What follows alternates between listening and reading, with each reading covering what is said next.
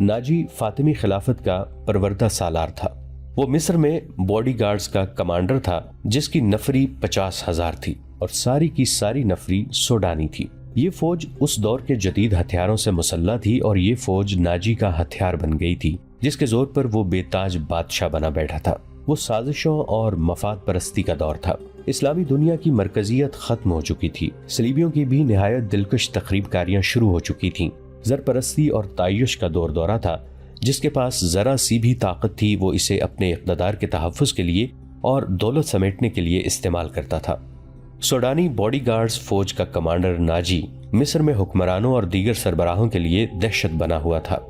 खुदा ने इसे साजिश साज दिमाग दिया था। उसे उस दौर का बादशाह साज कहा जाता था। बनाने और बिगाड़ने में खुसूसी महारत रखता था। उसने सलाहुद्दीन अय्यूबी को देखा तो उसके चेहरे पर बिल्कुल इसी तरह मुस्कुराहट आ गई जिस तरह कमजोर सी भेड़ को देखकर भेड़िए के दांत निकल आते हैं। अय्यूबी इस ज़हर खुंद को न समझ सका। उसके लिए सबसे ज्यादा अहम आदमी नाजी ही था क्योंकि वो 50,000 बॉडीगार्ड्स का कमांडर और सलाहुद्दीन को इस फौज की जरूरत थी। सलाहुद्दीन अय्यूबी से कहा गया कि हुजूर बड़ी लंबी मुसाफर से तशरीफ लाए हैं, पहले आराम कर लें। तो उसने कहा, मेरे सर पर जो दस्तार रख दी गई है मैं इसके अहल ना था। इस दस्तार ने मेरा आराम और मेरी नींद खत्म कर दी है। क्या आप हजरात मुझे उस छत के नीचे नहीं ले चलेंगे जहां मेरे फराइज मेरा इंतजार कर रहे हैं? क्या हुजूर काम से पहले ताम पसंद नहीं फरमाएंगे? उनके नायब ने पूछा। सलाहुद्दीन अय्यूबी ने कुछ सोचा और उनके साथ चल पड़े। लंबे तड़ंगे कवी हैकल बॉडीगार्ड्स इस इमारत के सामने 2 रोया खड़े थे जिनमें खाने का इंतजाम किया गया था। अय्यूबी ने इन गार्ड्स के कदबुत और हथियार देखे तो उनके चेहरे पर रौनक आ गई, मगर यह रौनक दरवाजे में कदम रखते ही गायब हो गई। वहां 4 नौजवान लड़कियां जिनके जिस्मों में जोहद शिकन लचक और शानों पे बिखरे हुए रेशमी बालों में कुदरत का हुस्न समाया हुआ था, हाथों में फूलों की पत्तियों से भरी हुई खुशनुमा टोकरियां उठाए खड़ी थी। उन्होंने सलाहुद्दीन अय्यूबी के रास्ते में पत्तियां बखेरनी शुरू कर दी और उसके सामने दफ की ताल पर ताउसो रुबाब और शहनाइयों का मशहूर कुन नगमा उभरा। अय्यूबी ने रास्ते में फूलों की पत्तियां देखकर कदम पीछे कर लिया। नाजी और उसका नायब उनके दाएं बाएं थे। वो दोनों झुक गए और उन्हें आगे चलने की दावत दी। ये वो अंदाज था जिसे मुगल बादशाहों ने हिंदुस्तान में राइज किया था। सलाहुद्दीन अय्यूबी फूलों की पत्तियां मसलने नहीं आया। अय्यूबी ने ऐसी मुस्कुराहट से कहा जो उन लोगों ने पहले कम ही कभी किसी के होंठों पे देखी थी।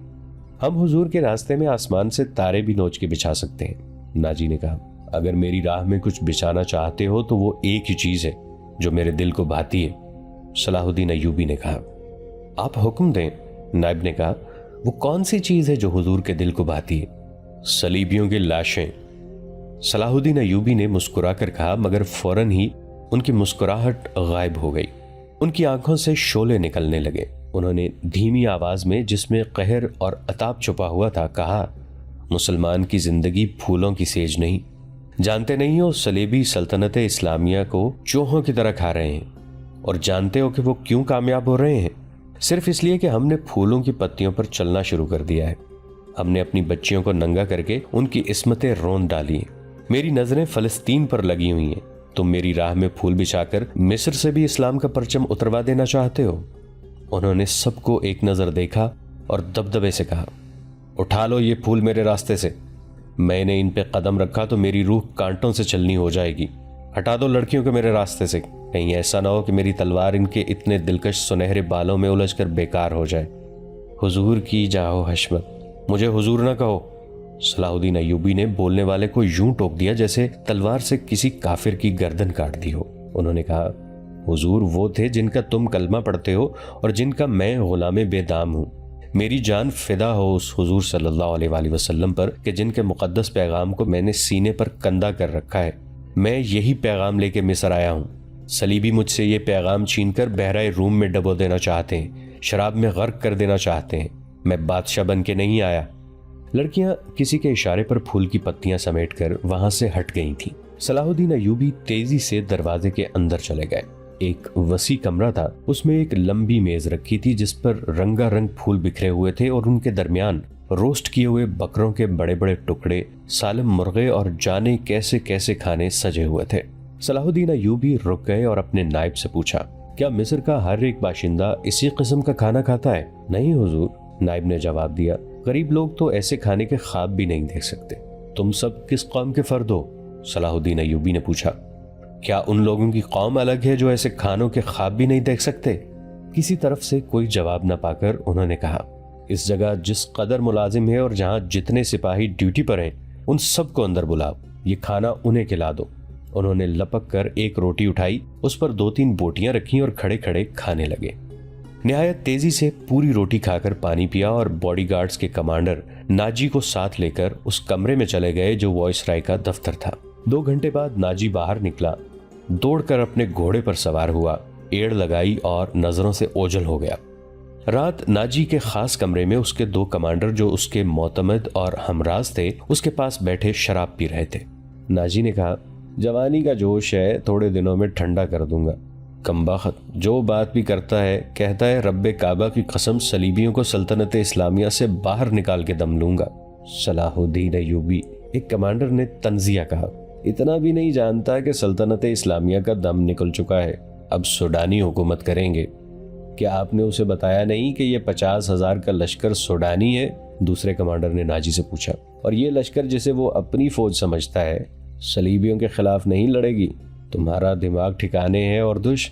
नाजी ने कहा, मैं उसे ये यकीन दिलाया हूँ कि ये 50,000 सूडानी शेर उसके इशारे पर सलीबियों के परखचे उड़ा देंगे। लेकिन नाजी चुप होकर सोच में पड़ गया। लेकिन क्या? लेकिन उसने मुझे हुक्म दिया है कि मिस्र के बाशिंदों की एक फौज तैयार करो। नाजी ने कहा, उसने कहा है कि एक ही मुल्क की फौज मुनासिब नहीं होती, वो मिस्र के लोगों को भर्ती करके हमारी फौज में शामिल करना चाहता है। तो आपने क्या जवाब दिया? मैंने कहा कि आपके हुक्म की तामील होगी। नाजी ने जवाब दिया, मगर मैं ऐसे हुक्म की तामील नहीं करूंगा। मिजाज का कैसा है? औरदिश ने पूछा। जिद का पक्का मालूम होता है, नाजी ने जवाब दिया। आपकी दानिश और तजर्बे के सामने तो वो कुछ भी नहीं लगता, दूसरे कमांडर ने कहा। नया नया अमीर मिस्र बन के आया है, कुछ रोज ये नशा तारी रहेगा। मैं ये नशा उतरने नहीं दूंगा, नाजी ने कहा। उसे इस नशे में बदमस्त करके मारूंगा।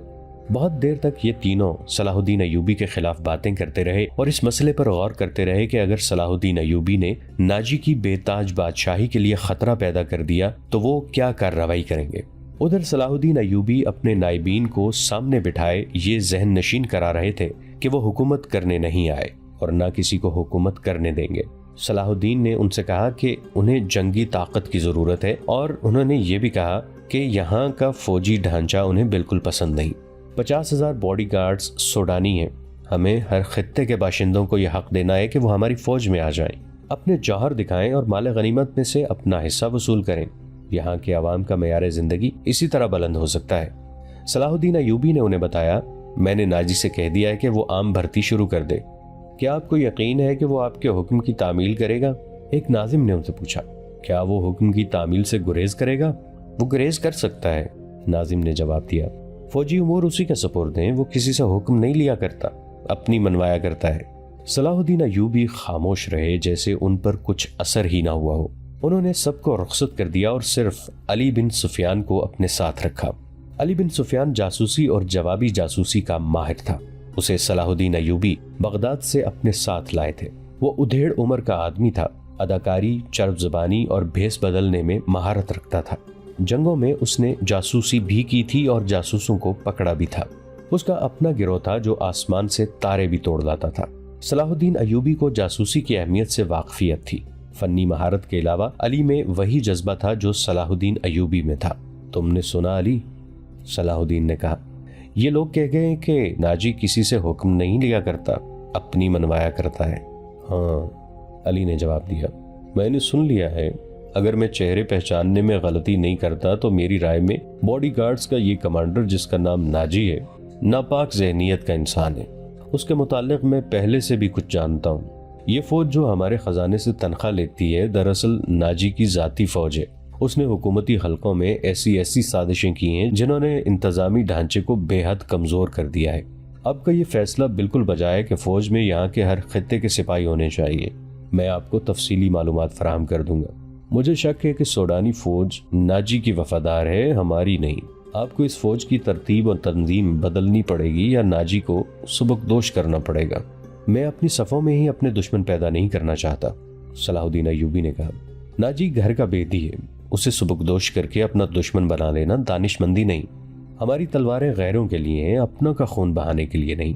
मैं नाजी की जहनियत को प्यार और मोहब्बत से बदल सकता हूँ। तुम इस फौज की जहनियत मालूम करने की कोशिश करो, मुझे सही इत्तला दो कि फौज कहाँ तक हमारी वफादार है। मगर नाजी इतना कच्चा आदमी नहीं था। उसकी जहनियत प्यार और मोहब्बत के बखेड़ों से आजाद थी। उसे अगर प्यार था तो अपने इख्तदार और शैतानियत के साथ था। इस लिहाज से वो पत्थर था, मगर जिसे अपने जाल में फांसना चाहता उसके सामने मोम हो जाता था। उसने सलाहुद्दीन अय्यूबी के साथ यही रवैया इख्तियार किया।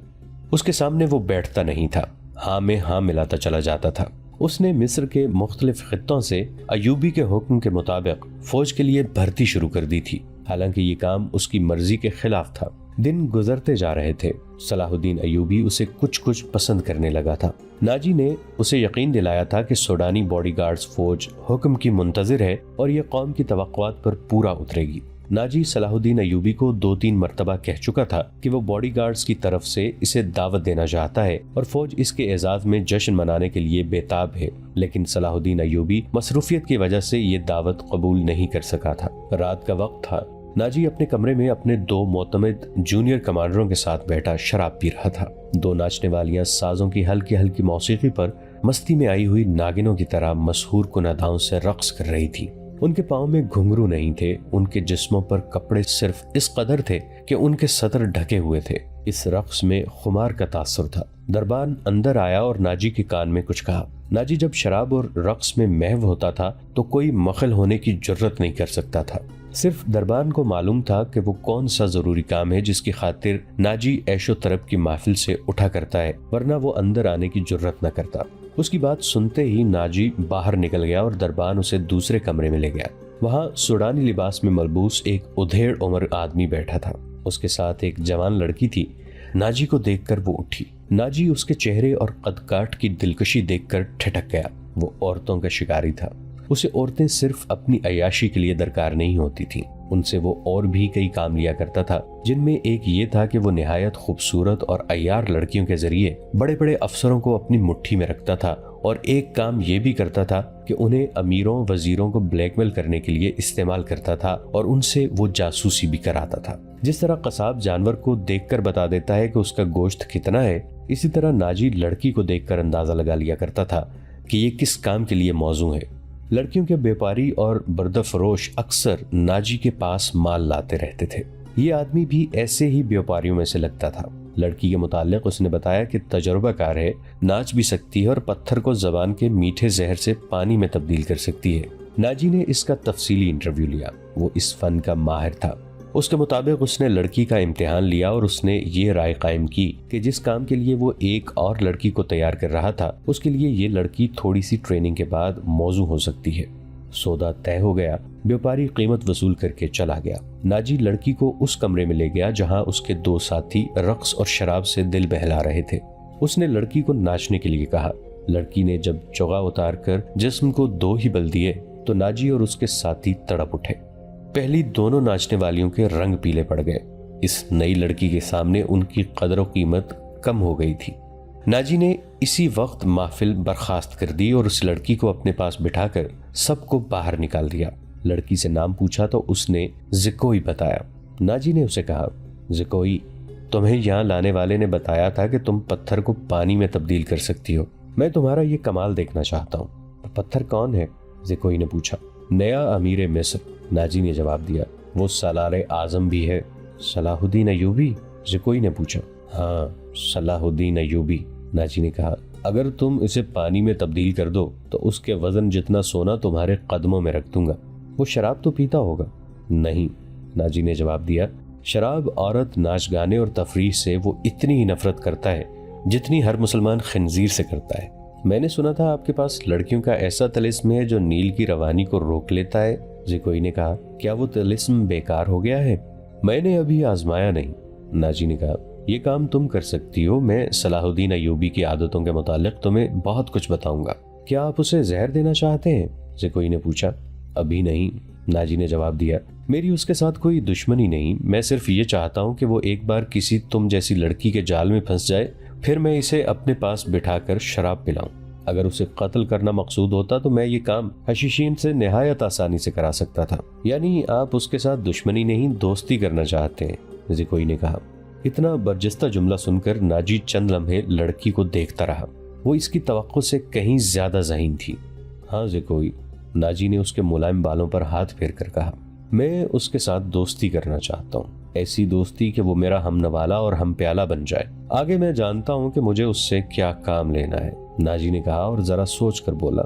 लेकिन तुम्हें यह भी बता देना जरूरी समझता हूँ कि एक जादू सलाहुद्दीन अयूबी के हाथ में भी है। अगर तुम्हारे हुस्न और नाजो अंदाज पर उसका जादू चल गया तो मैं तुम्हें जिंदा नहीं रहने दूंगा। अगर तुमने मुझे धोखा दिया तो तुम एक दिन से ज्यादा जिंदा नहीं रह सकोगी। सलाहुद्दीन अयूबी तुम्हें मौत से बचा नहीं सकेगा। तुम्हारी जिंदगी और मौत मेरे हाथ में है, तो मुझे धोखा नहीं दे सकोगी। इसीलिए मैंने तुम्हारे साथ खुलकर बातें की हैं, वरना मेरे रुतबे और हैसियत का आदमी एक पेशावर लड़की के साथ पहली मुलाकात में ही ऐसी बातें कभी नहीं करता। ये आपको आने वाला वक्त बताएगा कि कौन किसको धोखा देता है। ज़कोई ने कहा, मुझे ये बताइए कि सलाहुद्दीन अयूबी तक मेरी रसाई किस तरह होगी।